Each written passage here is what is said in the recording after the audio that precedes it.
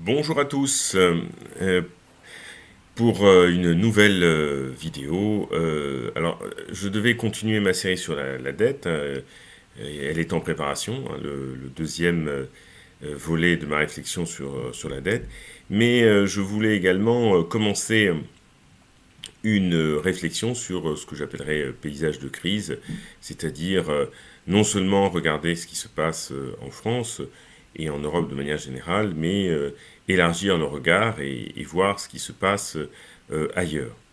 Et ailleurs, c'est pas n'importe où, c'est la première puissance économique du monde, c'est-à-dire les États-Unis, qui sont devenus le premier foyer de la crise en tant que telle. Euh, le paysage pour les États-Unis est plutôt un paysage inquiétant, dans la mesure où les États-Unis affichaient sur l'an dernier une croissance d'environ, qui avait connu une variation positive de 2,3%, donc en 2019 par rapport à 2018. Et nous assistons à une contraction extrêmement brutale, c'est-à-dire que on assiste à une contraction d'environ 4,8%, de la croissance américaine,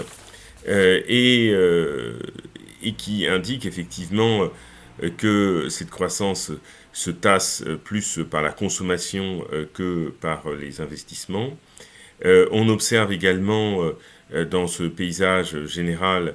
évidemment un effondrement aussi de l'emploi aux États-Unis avec et l'explosion du chômage, 26 millions de chômeurs supplémentaires et plus de 15 millions d'Américains qui ont fait appel aux allocations, au système d'allocation chômage. L'impact de la crise est d'autant plus violent aux États-Unis qu'il n'existe pas l'équivalence de chômage partiel, comme nous pouvons le voir dans notre pays, qui permet pour le moins de limiter l'ampleur de la catastrophe en cours, sans vouloir exagérer dans les termes, mais il est évident que nous assistons à une situation économique pour le moins préoccupante, et d'ores et déjà, de nombreux observateurs nous indiquent que 2008-2009, qui était déjà une crise extrêmement forte, risque d'être, par ses effets négatifs, très largement dépassé. Les États-Unis se retrouvent dans cette situation, avec effectivement la montée du chômage, le risque effectivement d'un endettement des ménages qui se fait croissant, avec effectivement les crédits des ménages qui risquent de faire défaut, et également un poids de la crise sur la richesse foncière. Donc les États-Unis d'Amérique se retrouvent effectivement dans une situation de contraction considérable, les banques américaines, surtout les plus grosses d'entre elles, sentant le vent mauvais arriver, ont constitué, en pensant à ce risque, 27 milliards de provisions supplémentaires pour les 7 plus grandes banques américaines pour se protéger de ce qui risque d'arriver, c'est-à-dire une succession évidemment de défauts de crédit. Donc on voit bien que cette situation est encore préoccupe les banques, sachant que euh, aussi une autre source de préoccupation, c'est que autant aux États-Unis, autant en Europe, l'essentiel du financement de l'économie passe par le canal bancaire, et la Banque centrale européenne a promis encore, pas plus tard que hier jeudi, d'engager toutes les mesures nécessaires pour s'assurer que le marché bancaire puisse fonctionner, interbancaire fonctionner, et que le crédit ne soit pas touché de manière négative. Aux États-Unis, effectivement, les entreprises aussi passent beaucoup par le canal des obligations. Et le risque, si effectivement il y a une situation financière qui se dégrade et qui ouvrirait sur un crack, évidemment, exposerait aussi les entreprises à cette situation. Donc, on se retrouve dans une situation où les États-Unis connaissent une économie qui s'est brutalement arrêtée. Face à cette situation, les pouvoirs, comment dire, publics américains ont lancé différentes mesures. C'est-à-dire, on a vu un plan de relance sans précédent de plus de 2000 milliards de dollars. Et puis, des mesures extrêmement concrètes ont été proposées, évidemment, puisque il y a un chèque fédéral qui a été en quelque sorte envoyé aux Américains, qui représente à peu près 1200 dollars, à condition de gagner moins de 75 000 dollars à l'année. Et également, on peut ajouter à ça 500 dollars supplémentaires par enfant et une indemnité chômage fédérale de 2400 dollars par mois, et ce jusqu'à l'automne, sans compter la mise en place également d'un système de prêt qui pourrait être non remboursable dans certains cas, qui devrait aller aux PME de l'ordre de 660 millions de dollars, même si sa mise en œuvre a suscité pas mal de polémiques parce que ce ne sont pas forcément les bonnes entreprises qui les ont récupérées. Et donc, sans compter aussi le rôle de la Fédérale Réserve qui a décidé de devenir une bad bank, c'est-à-dire de couvrir évidemment tous les crédits, c'est-à-dire que crédit automobile, crédit à la consommation, si des particuliers venaient à faire défaut, les banques seraient couvertes ou assurées par la Fédérale Réserve américaine. Mais comme nous l'avions dit dans un propos antérieur, eh bien, ça ne veut pas dire que le soutien vienne directement aux Américains dans cette logique de la Fédérale Réserve, puisque on garantit plus les banques qui ont accordé des crédits que ceux qui effectivement vont faire défaut et qui se retrouvent évidemment avec ces dettes sur les bras. D'autre part, on peut observer également, comme dans les autres pays touchés par la crise, que l'épidémie ne touche pas tout le monde de la même façon. C'est-à-dire que ce soit géographiquement ou que ce soit évidemment par catégorie sociale en tant que telle. Et dans le cas américain, effectivement, donc aussi des critères ethniques qui viennent se mêler dans la partie. Donc, on peut voir qu'effectivement, c'est l'État de New York qui concentre le plus l'épidémie, 45% effectivement de l'épidémie est concentrée de l'État de New York, et le moins, c'est l'État de New Jersey, avec 11%. Si l'on observe effectivement aussi d'un point de vue social, qu'observe-t-on ? Évidemment que l'État, par exemple, si on prend l'État du Michigan, 40% des décès viennent de la communauté noire américaine du Michigan, alors qu'elle ne représente que 14% de la population. Alors de nombreux chercheurs ont commencé aussi, comme on fait en France, d'essayer de cartographier, de comprendre les inégalités, pourquoi plus tel groupe social, telle communauté est plus effectivement touchée par le virus. Bon, les résultats qui tombent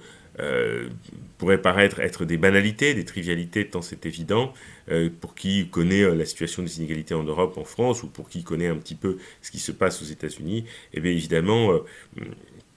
ce sont effectivement les hispaniques, les afro-américains, qui sont les plus exposés, puisqu'ils ont le plus de risques d'occuper des emplois mal payés, ils n'ont pas de travail, parfois ils n'ont pas accès à une assurance santé,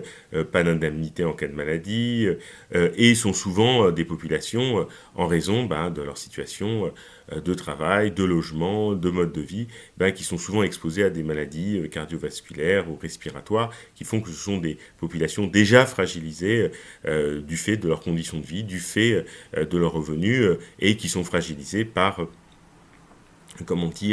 leur situation économique, et qui les rend encore plus vulnérables à des épidémies comme celle du Covid. Il suffit de garder à l'esprit que seulement 11% des Blancs américains vivent dans des foyers qui ont un revenu inférieur au seuil de pauvreté officiel, alors que 23% des Afro-Américains et 19% des Hispaniques sont dans cette situation. Donc on comprend bien, encore une fois, que c'est l'Amérique la plus vulnérable, la plus pauvre, qui paye aussi un tribut très lourd. À l'heure où je vous parle, il y a tout un débat aux États-Unis, déconfinement, reconfinement. Alors il y a des États plutôt de couleur républicaine qui veulent déconfiner. Monsieur Trump, de toutes les façons, la Constitution américaine ne lui permet pas d'agir sur cette question, puisque ceux qui peuvent confiner ou déconfiner, c'est les gouverneurs des différents États, donc c'est pas un pouvoir qui échoit à M. Trump, qui serait en capacité de dire il faut déconfiner à l'échelle du pays. Il est évident que les États de l'Ouest américain, évidemment, se maintiennent dans le confinement. Donc nous sommes dans une situation assez confuse, où l'on voit bien que la sortie du confinement n'est pas pour demain, et donc une inquiétude est en train de naître, évidemment, devant l'ampleur que la crise est en train de prendre, et certains redoutent de retrouver dans un avenir proche des chiffres en termes de chômage ou de contraction du PIB qui vont très largement dépasser ceux de 2008-2009, voire ceux de la crise des années 30, lorsque, à un moment donné, au pic de la crise des années 30, 25% de la population active américaine s'est retrouvée au chômage. Certains craignent cela. Ensuite, il y a tout un débat entre les économistes américains, sur lequel je reviendrai peut-être, où pour certains, évidemment, le rebond de l'économie américaine